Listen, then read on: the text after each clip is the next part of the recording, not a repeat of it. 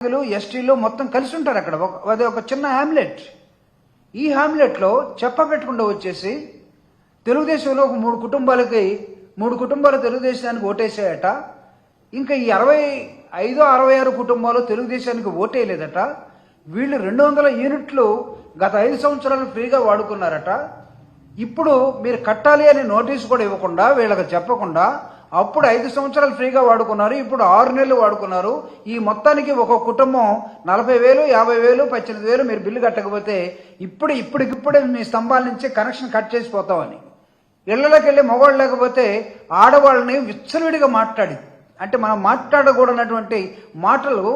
After all ఒక bill collector, after all ఒక పోలెక్కేవాడు, after all ఒక ఏఈ డి ఎక్కడ కూర్చొని ఈ పేదల్ని బూతులు తిట్టి ఆడవాళ్ళని కూడా చూడకుండా వాళ్ళు రాత్రి అంతా కూడా చీకట్లో ఉండి బోర్ను ఏడుస్తూ ఉంటే వాళ్ళ కోసం ఒక ఎమ్మెల్సీ గారు అక్కడ, ఇది మా గ్రామానికి జరుగుతున్న అన్యాయం, ఇది మా గ్రామానికి మేము ఎవరికి అప్పులు లేము, ఆడబిడ్డలు ఉన్నారు, పసిపిల్లలు ఉన్నారు, బాలంతులు ఉన్నారు, ముసలోళ్ళు ఉన్నారు, అసలు గవర్నమెంట్ వర్క్స్ కూడా లేవు, కడతారయ్యా, మేము ఎగ్గొట్టిపోయే వాళ్ళం కాదు, మాకు టైం ఇవ్వండి అని అడిగారు.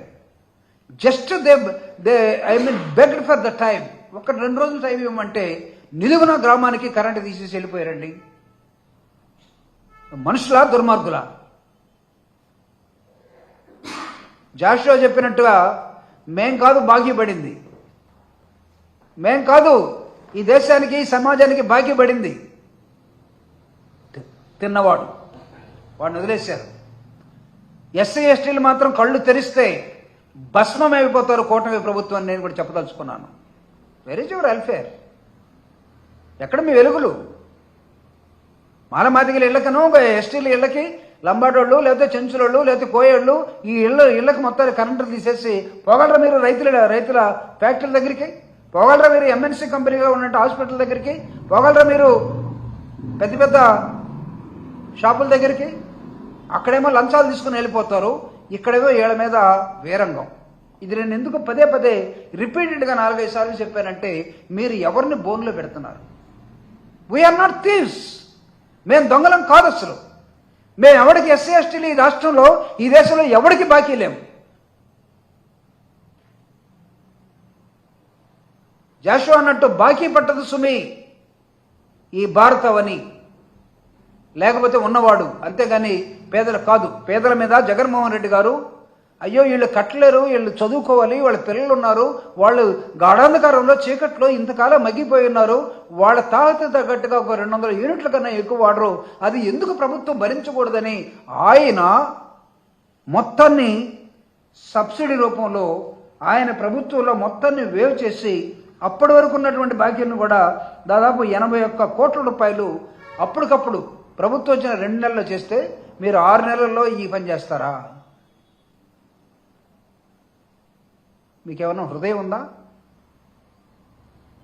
చంద్రబాబు నాయుడు గారు? మీ అనుభవం ఎక్కడికి వెళ్ళింది? మీ ఇండస్ట్రీ ఎక్కడికి వెళ్ళింది? మీ ప్రశ్నించేవాడు చూపుడు వేలు ఎక్కడికి వెళ్ళింది? పిటి. కాబట్టి ఖచ్చితంగా తిరుగుబాట్లు వస్తాయి ఈ రాష్ట్రంలో. తెలుసు మీకు, బషీర్బాగ్, హైదరాబాద్ కరెంటు మీద జరిగినటువంటి ఉద్యమంలో ఒక 2-3 చనిపోతే చనిపోయి ఉండొచ్చు, కానీ మీ మీద ప్రజలు తెచ్చుకున్న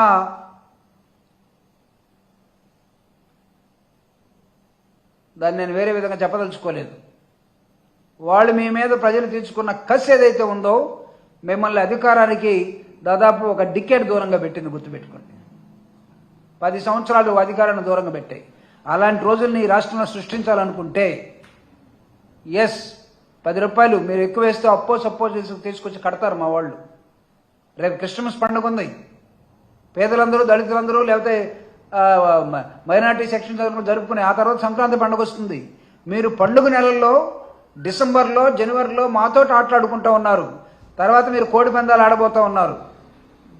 కోడి పందాల్లో మీరు ఏం చేయబోతున్నారు ఇప్పుడే చెప్తున్నాం మేము.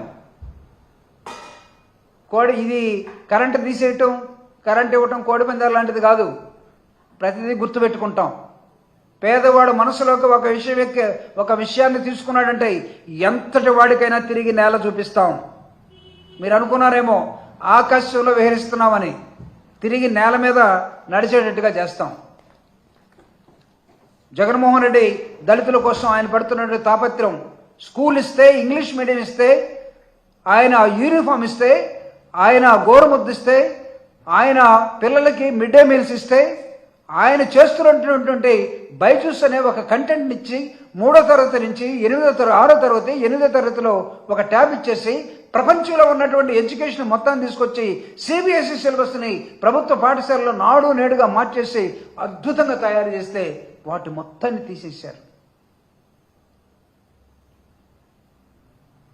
ఆకలినైనా భరిస్తాం కానీ అవమానాన్ని భరించలేం, గుర్తుపెట్టుకోండి.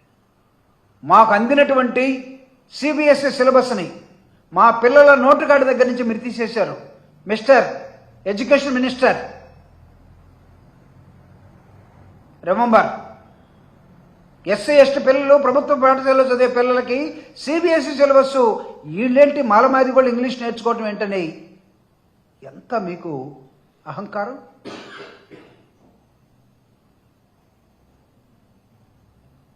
No CBSE syllabus now. There is no continuity in the schools. No bilingual languages. పుస్తకాలు బైలింగ్వల్ లేవు, నోట్బుక్స్ లేవు, యూనిఫామ్స్ లేవు, ఆ స్కూల్లో కరెంటు లేదు, డిజిటల్ బోర్డు లేదు. పాత సిస్టానికి, అసలు టాయిలెట్ లేనటువంటి సిస్టానికి మళ్ళీ తీసుకెళ్ళిపోతున్నారు. పక్క నారాయణ, చైతన్య వాళ్ళు మంత్రులు అవుతారు. మీరు అసలు ఎంత దారుణంగా తయారైంది. ఎవడైతే దోపిడీ చేస్తాడో, ఎవడైతే మిగతా స్కూల్స్, హాస్టల్స్, ట్యూషన్స్ అన్నీ మూసేసుకొని మల్టీనేషనల్ కంపెనీలుగా మారిపోయి మొత్తం అమ్ముడుపోతే ఇక్కడ అమ్ముడుపోండి, మెర్జ్ చేసుకుని నారాయణ గారిని తీసుకొచ్చి మీరు మంత్రి చేసుకున్నారు. నారాయణ స్కూల్స్, భాష్యం స్కూల్ అతన్ని తీసుకొచ్చి మీరు ఎమ్మెల్యేని చేసుకున్నారు. అంటే మా పిల్లలు గవర్నమెంట్ స్కూల్లో చదవాలంటే గవర్నమెంట్ని మీరు మూసేశారు. మీరు ఎందుకున్నారు ఇక్కడ? గవర్నమెంట్ ప్రజలకు ఇవ్వాల్సిన దాన్ని మర్చి ఇవ్వలేక మీరు తంటాలు పడే క్రమంలో అసలు మీరెందుకు గవర్నమెంట్లో? You people are unable to drive the state. I'm telling you, you don't know how to administer. ఒకడికి ఉన్నటువంటి పదవిని ఇంకొకటి లాక్కోవాలని. పాపం నాదెళ్ల మనోహర్ ఏం చేశాడో నాకైతే అర్థం కాదు. నిన్న రేషన్ బియ్యానికి కూడా పవన్ కళ్యాణ్ సంతకాలు పెడుతున్నాడట. హోమ్ మినిస్టర్ గారి దగ్గర హోమ్ గార్డులకనో కానిస్టేబుల్ కూడా ఈయనే సంతకం పెడతాడట. అంటే మిస్యూజింగ్ ఆఫ్ పవర్. ఒక కేబినెట్ మంత్రి పదవిని ఇంకో కేబినెట్ మంత్రి లాక్కుంటూ ఉంటే అసలు అతన్ని డిస్మిస్ చేయాలి. అసలు don't think that you are above everything. దాని అన్నిటికన్నా నేను చాలా ఆకాశం అంత ఎత్తున్నానని అనుకోవకండి. వైఎస్ఆర్ కాంగ్రెస్ పార్టీ చాలా సీరియస్గా పెరిగినటువంటి కరెంటు ధరలని ఒకవైపు, మీరు చేస్తున్న అప్పుల్లో కావాలంటే డిస్కనల్కి ఇవ్వండి, 200 యూనిట్లు ఫ్రీ కరెంట్ ఉంచండి. పేదవాడి తరఫున మేము అడుగుతున్న వైఎస్ఆర్ కాంగ్రెస్ పార్టీ, ఎస్సీ ఎస్టీలకి గత ప్రభుత్వంలో జగన్మోహన్ రెడ్డి గారు 5 సంవత్సరాలు ఇచ్చిన జీవోని మీరు చీకట్లో దాన్ని దురిచేసి చింపేసి, లేదు పాత పద్ధతిలోకి మేము వెళ్తున్నామంటే we're not going to calm. లేకపోతే మేము కళ్ళు మూసుకొని ఇక్కడ కూర్చోవడానికి సిద్ధంగా లేము. పోరాటాలు బాటపడతాం, ప్రజల్ని కదిలిస్తాం, పేదల వైపు ఉంటాం. వైఎస్ఆర్ కాంగ్రెస్ పార్టీ మీకు ఒక హెచ్చరిక చేస్తాం అన్నది. తిరిగి మీరు ఒకవేళ ఈ జీవోని మీరు తీసేసామంటే ధైర్యంగా చెప్పండి. జీవోని తీయకుండా దొంగ మార్గంలో వచ్చేసి చెడ్డీ గాంగిలాగా